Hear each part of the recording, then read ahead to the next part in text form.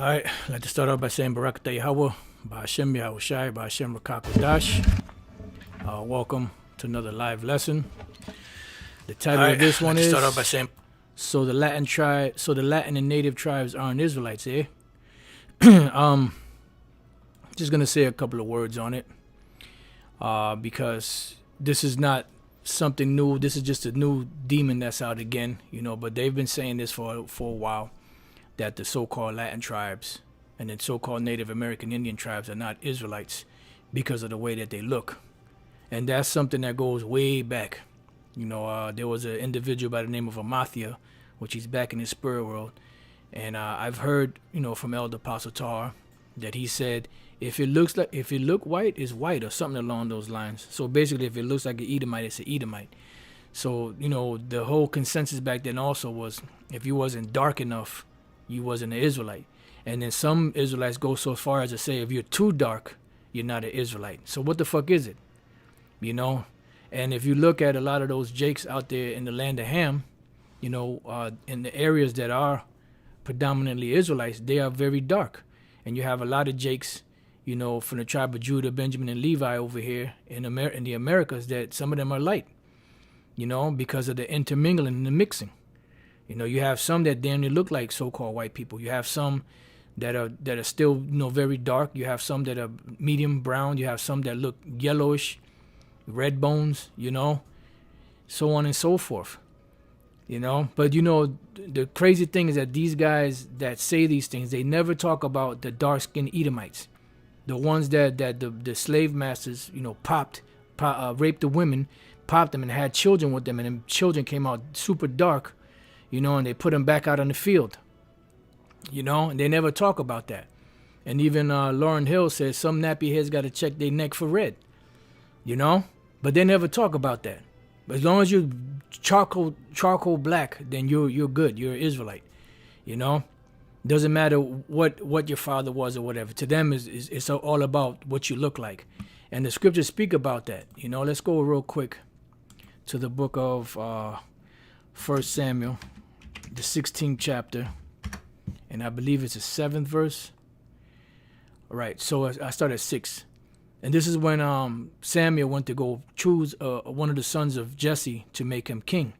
It says, and it came to pass when they were come that he looked on Eliab, which was the firstborn, and said, surely the Lord's anointed is before him. But the Lord said unto Samuel, look not on his countenance or on the height of his stature, because I have refused him. For the Lord seeth not as man seeth, for man looketh on the outward appearance, but the Lord looketh on the heart. And when you go into Ecclesiasticus, trying to think, it's the 11th chapter, Ecclesiasticus 11, right? I'm going to have to take this call, brother, so Salakia.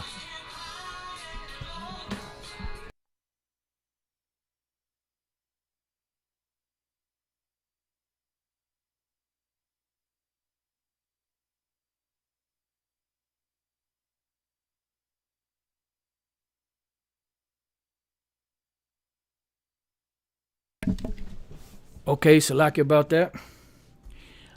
So let's go real quick to Ecclesiasticus chapter 11 and verse, let's see, 2. Commend not a man for his beauty, neither abhor a man for his outward appearance. What does it mean abhor? It means to avoid. All right, so it doesn't matter, you know, what the individual look like, you know, as long as he's an Israelite. It's about the spirit. It's not about the flesh, you know, because if that was the case, then they would throw, Blake Griffin, they'll throw his son out into the trash because he looks like a so-called a white boy. But he's not. He's an Israelite that just happened to look that way, you know. So these guys are not spiritual. That's what the scripture says. Spiritual man receiveth not the things of the spirit. And this lesson is not so much as going like deep, you know, it's just hitting some surface things that came to mind, you know, that I want to touch on right quick. And you know, Salaki, I had to use this 12 tribes chart. This is, you know, the Madison Ave. You know, they have a problem when we use their stuff, which I really didn't want to use it. I wanted to use our 12 tribes chart, but here it is. We made the 12 tribes chart. Now it's on Pinterest or whatever, however the hell you say that. So you can't get it unless you open up an account there, so you can access, the very 12 tribe chart that a brother that used to be in the school or be in Great Millstone did years ago. So now you got to make an account just to get access to what belongs to us anyway. But anyway, this is the 12 tribes chart. This was the breakdown that was given to High Priest AHRAYAMLAB. These are the names, the biblical names, and these are the names that they were changed to, in the by the so-called white man, such as the so-called Negroes, West Indians, Haitians, Dominicans, so on and so forth. And it was always taught that they were of Negro and Indian descent. And even Abba Bivens said that. He said, you Puerto Ricans and so on and so forth. He said that they were Israelites. But back then, Elder Abba Bivens didn't know which tribe each one of these belonged to. But the Spirit revealed it to High Priest AHRAYAMLAB which one they belonged to. And just a quick testimony before before the Lord even brought me into the truth, I always knew, for some reason, that so-called Negroes and so-called Latinos, that we were the same people. Don't ask me how. That was it's just something that I always believed. And it wasn't until I got to the school that feeling was confirmed. When I saw the 12 tribes chart, and I was like, wow. So the Spirit reveals certain things to us. Why? Because we are Israelites. The scriptures say, Romans 8:14, for as many as are led by the Spirit of the Most High, they are the sons of the Most High. And the scriptures say that there shall no heathen enter into the congregation of the Lord. So if a man is in this thing, if you have an individual that comes into this knowledge and is teaching this knowledge and is breaking down the mysteries of this Bible, there's no way that he can be a heathen, because the Lord wouldn't allow that. The Most High said that a heathen wouldn't come into this thing. And it says that none of the wicked shall understand in the book of Daniel, the 12th chapter. So how in the hell is the Lord going to bring a heathen into his sacred word, into his sacred temple? So it says, for you have not received the spirit of bondage again to fear, but you have received the spirit of adoption, whereby we cry, Abba, Father. Why? Because the Most High adopted us back to himself by the blood of YAHAWASHI. It says, the Spirit itself beareth witness with our spirit that we are the children of the Most High. So the Spirit of the Lord, which is what? This Bible. It bears witness with our spirit. And that's why you have the so-called Latinos and Native American Indians, outside of Judah, Benjamin, and Levi, that are attracted and that are drawn to the Most High, to what they call Jesus, even though that's not YAHAWASHI, but they're drawn to that. They're drawn to the book, to the Bible. Why? Because we are all Israelites. And when you want to get technical, you have the tribe of Issachar, right, which are the so-called Mexicans, right?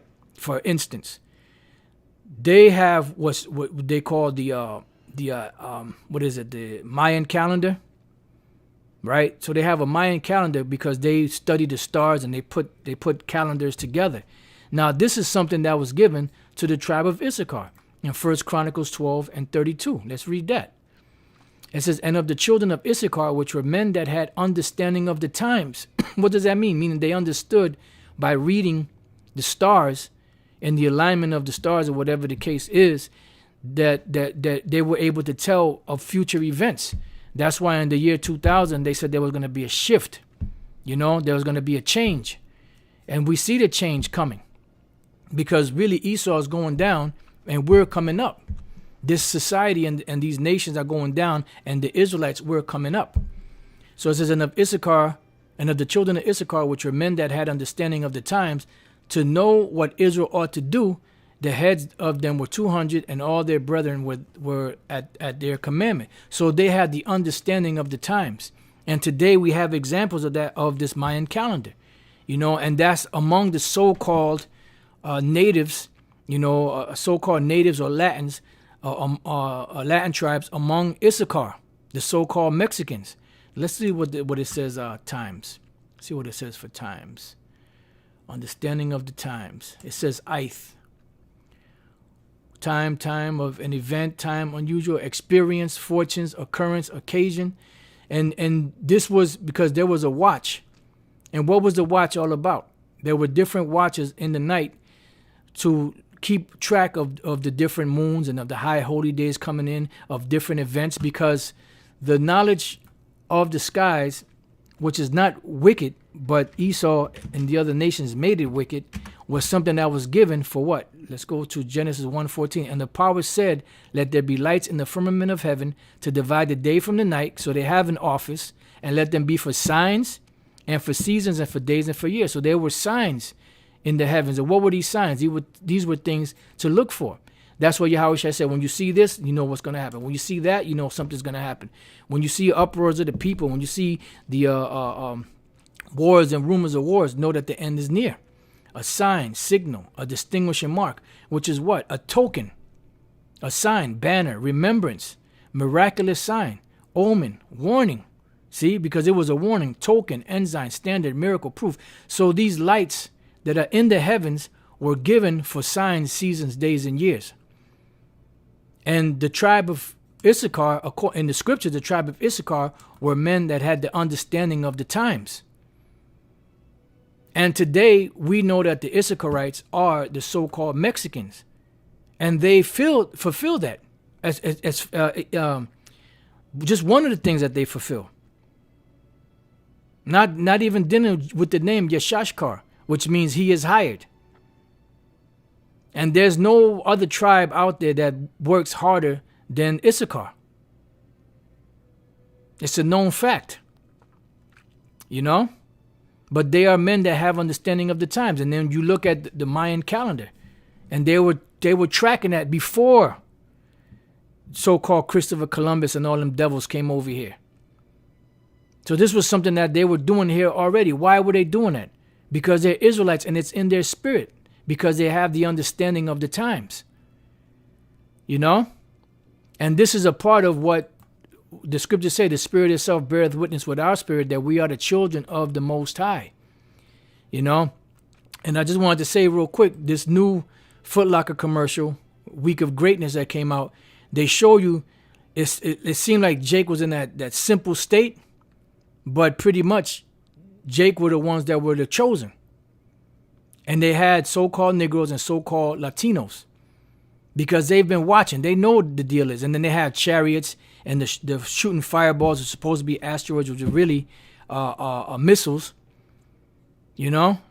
And then they showed this individual here, clearly one of the so-called Latin tribes, right? And look, boom, and the chariot is beaming him up. So they know what the deal is, man.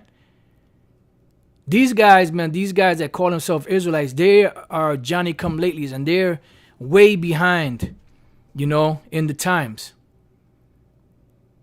The so-called Negroes, the so-called Latinos, and the so-called Native American Indians are Israelites. And what they don't understand is that they're fulfilling Scripture. Let's go to Habakkuk chapter 1 and verse 5. Behold, ye among the heathen. Who's among the heathen? The Israelites. And regard this, and wonder marvelously. You're going to have to scratch your head about this. For I will work a work in your days which you will not believe, though it be told you. And what is it? That's the Israelites coming out from among all these nations, looking like those particular nations. And this is why the Apostle John, when he saw them, the angel asked him, who are these? And he played it slick. He said, thou knowest, Lord, because they didn't look like your average Israelites. Not every Israelite is going to look charcoal black, so-called. And the scriptures give us, you know, examples of this. Like the scripture that they try to quote in Hosea 8, you know, Hosea 7 and 8, about Ephraim being a cake not turned. That's talking about they dark on one side and light on the other side. It has nothing to do with being, you know, useless. That's retarded.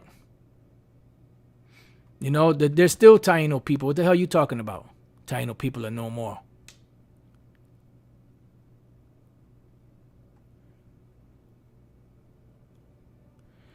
We never said that every Puerto Rican is an Israelite. You have heathens among them. That's where the Lord said he's going to bring them out. Nah, you come on, man. You're retarded, man. 85 loop. Get out of here, man. Matter of fact, you can get up out of here, man. You know, and this is what I'm talking about. You know, some old, and I bet you go to his channel, he got no content on his channel, or very little if he does. Jeremiah 12:9. Mine heritage is unto me as a speckled bird. What is a speckled bird? A bird of many different colors. There's a word that's used here for speckled, tazabawai, right? It says colored, variegated, speckled. And when you look up this word variegated, right? The word is exhibiting different colors, especially as irregular patches or streaks, but also is exhibiting different colors, marked by what? By variety, because they are a variety. And then when you look up the root word tazabai, dyed stuff, something dyed, colored cloth. But let's go back. And when you put it on here, look at that. It says English, diverse colors. So it's a diversity of colors, from a dark brown down to a light brown, and even other colors. You have Israelites that look like Moabites. You have Israelites that look like Ammonites. You have Israelites that look like Hamites. You have Israelites that look like Ishmaelites. You have Israelites that look like so-called Jews. How about that? You have Israelites that look like cavemen. Come on, man. Come on. Speckled bird. Different colors, variegated, different colors. All right? And that's just a small, minuscule, examples and proofs in the scriptures. And then you have historical accounts of historians that actually came to this side of the world and interacted with the so-called Native American Indians, with the so-called Latino tribes. And they came to the only conclusion they could come to is that these are the 10 tribes of the nation of Israel.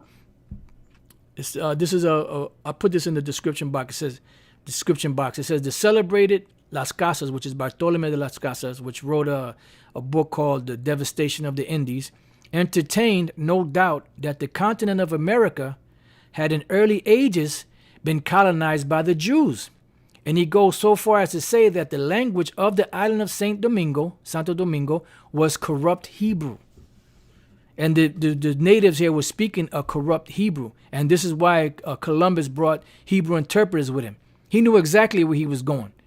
That whole farce about he was going to India. No, he knew exactly where he was going.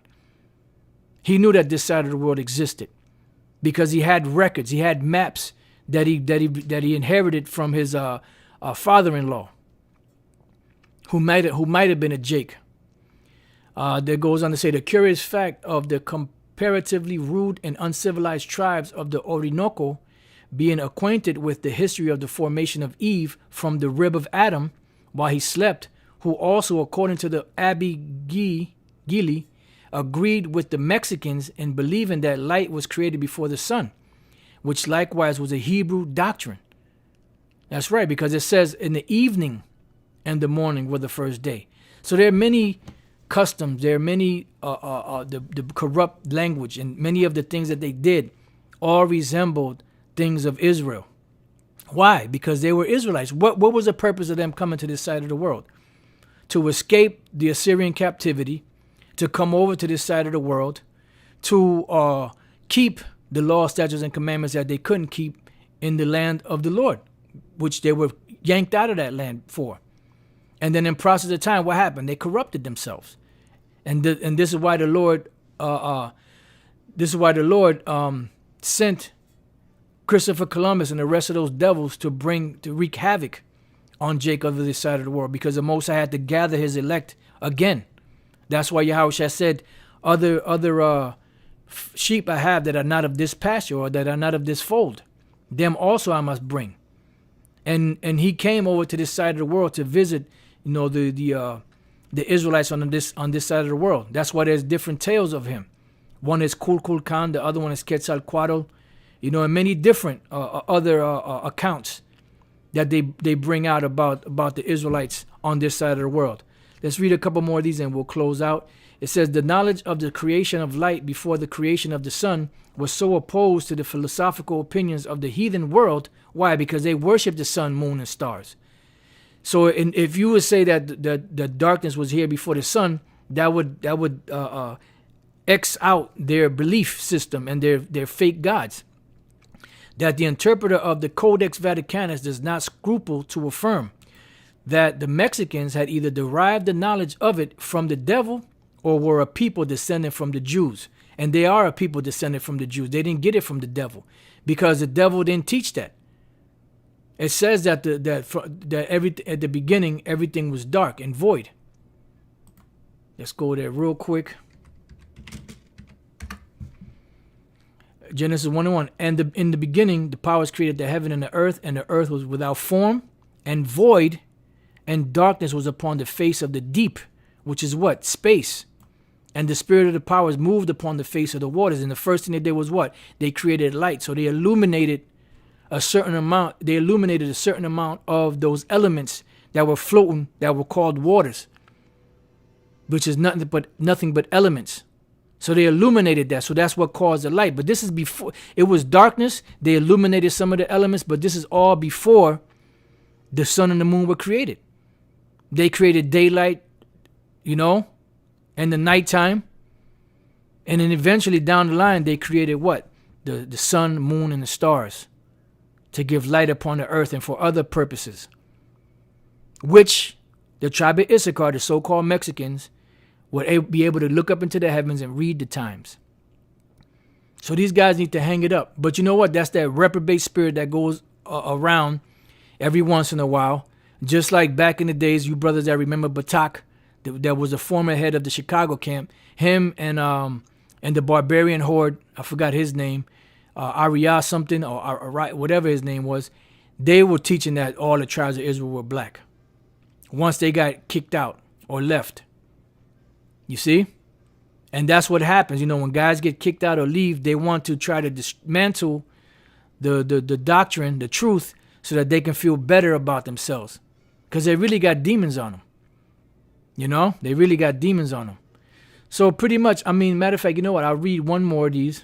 It says, Sahagun's history of New Spain will convince the most skeptical that the Mexican borrowed largely from the natural philosophy of the Jews, to whose moral code they were so much indebted. The Peruvians went first, and how would they be able to do that if they were already on this side of the world? You see? The Peruvians, when first discovered by the... And we're not saying that you don't have Israelites scattered throughout the four corners of the earth, even all up and through the continent of so-called Africa. That's why you have GMS camps in so-called Africa. You have other camps down in so-called Africa that know that they're Israelites. But they're not just in Africa. The Lord said they will be scattered throughout the four corners of the earth, and we will be scattered among all nations. It says the Peruvians, when first discovered by the Spaniards, had already attained a high degree of civilization. But what happens is a lot of this stuff, they burned the records. Because when they saw this, they said, well, you know what? If we leave this is what their reason. If we leave this, then we won't be able to be justified in calling them savages and be able to take their land from them. So what did they do? They would burn the records. Because they already had written records here. But the Edomites, when they first came over here and encountered them, they couldn't put them in slavery because they couldn't say that, well, we have to conquer them in the name of Christianity, which is that plantation Christianity. It says, and it would appear from a passage of Gomorrah's history of the Indies that the Spaniards were struck by the resemblance of some of the tribes of Indians in the part of America to Jews. Think about it. Why? Because the Spirit itself beareth witness with our spirit that we are the children of the Most High. And they can't say, well, somebody got on a surfboard and came over the Atlantic Ocean and taught them that. No. This is before they had contact with the outside world. Why? Because this is where the 10 tribes came over into the so-called Americas. And they spread out north, central, south, the islands. I'll read one more and close out. It says, if the Mexicans were descended from the Jews or acquainted with the books of the Old Testament, it is the second proposition by which that interpreter of the Vatican Codex attempts to prove the first. There would have been nothing surprising in their borrowing image from passages in the Psalms and other books of the Bible descriptive of the deity or of his attributes. So they already, because it says that they went to a country where never mankind dwelt for what? To keep the laws. So obviously they had a copy of these laws. You know? And shalom to the Akim on the common board, you know. Shalom. It says one more. Implies an acquaintance on the part of the Mexicans with the book of Genesis, a fact already noticed by the interpreter of the Codex Vaticanus, who thence concluded that the Mexicans were descended from the Jews. And the scripture said that we are come forth out of the waters of Judah. The interpreter of the Codex Vaticanus is of the opinion that the ceremonies of the Mexicans, as well as their sacrifices, may be urged as proof of their being descended from the Jews. Come on, man. These are not mere coincidences. These are facts. And that's what you have Kingsborough. He wrote a volume of books, how the so-called Mexicans are Israelites. You have James Adair, who wrote a book, History of the North American Indians, and to where he says that the so-called North American Indian was speaking Hebrew. They were saying YAHAWAH and YAHAWASHI. Come on, man. It says the assertions of Adair that all Indians, particularly the Muskogee, have a sanctum sanctorum, which is what? The Holy of Holies, or most holy place. Where did they get that from? From the scriptures. In the manner of the ancient Jews is fully corroborated in an edited letter of M.D. Buizan, descriptive of a temple of the Natchez, who were a powerful Indian tribe dwelling on the banks of the Mississippi. You see? So pretty much I'm gonna leave it there. You know, there's a whole lot more. You know, these are excerpts. These are historical excerpts of the different encounters that some of these people that came over here, some of them may be Israelites, like James Adair. He's probably an Israelite because he comes out of Scotland. And other historians and friars and priests, you know, encountered, you know, with these people here. And this is why, you know, the only way that they can justify destroying them was by saying that they were savages. But if there were written records, how could they destroy? How can they justify taking their stuff and put them in slavery if they were already civilized? That's where the lie came in, and that's where they burnt all those records. But now the Lord is revealing all of that. You see? So pretty much, you know, that's just been, you know, my take through the spirit on. So the Latin and native tribes aren't Israelites, eh? You know, so with that, you know, I pray that you brothers have been edified. Shalom to the Akim on the combo. Shalom to the elder apostle. It says there are two groups set up in this Israelite thing of ours, the faithful and the faithless. That's right. Now, guess what group those tree monkeys reprobates are who seek to scorn the truth? They're faithless. You know, so they might as well just be called feminine, because the word feminine means without faith. So with that, you know, I pray that your brothers have been edified. And to the next time I say, shalom.